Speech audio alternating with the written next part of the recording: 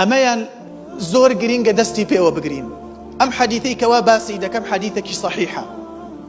پێغەمبەری خوا عەلەیهی سەڵات وەسەلام دەفەرمێت من قال هەر کەسێک ئەم زیکرە بڵێت کاتێک دەچێتە ناو بازار، یعنی بۆ نمرە تۆ ئەچیت بۆ بازار، کاتێک ڕۆشتیتە ناو بازار ئەم زیکرە بڵێ، پێغەمبەری خوا عەلەیهی سەڵات وەسەلام دەفەرمێت كتب الله له ألف حسنة، واتە 1 مليون، ومحى عنه ألف سيئة، ورفع له ألف درجة، وبنى له بيتا في الجنة.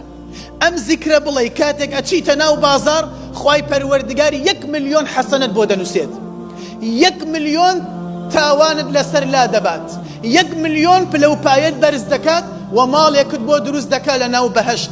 ئەم زیکرە چییە؟ کاتێک ڕۆشتیتە ناو بازار بڵێ لا إله إلا الله وحده لا شريك له له الملك وله الحمد يحيي ويميت وهو حي لا يموت بيده الخير وهو على كل شيء قدير.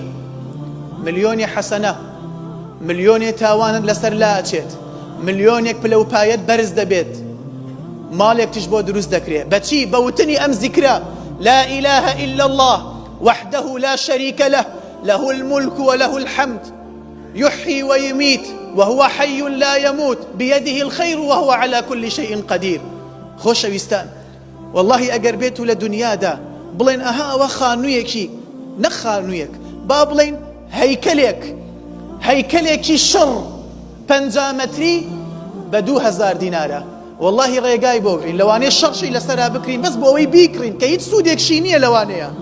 ئەی باشە هەنێ ئەم زیکرانەی کەوا باسم کرد، ئەم کردەوانی کەوا باسم کرد، بە چەند دقەیەک تۆ ئەنجامی ئەدەی، ئەبیتە خاوەن کۆشک و تەلار لە ناو بەهەشت.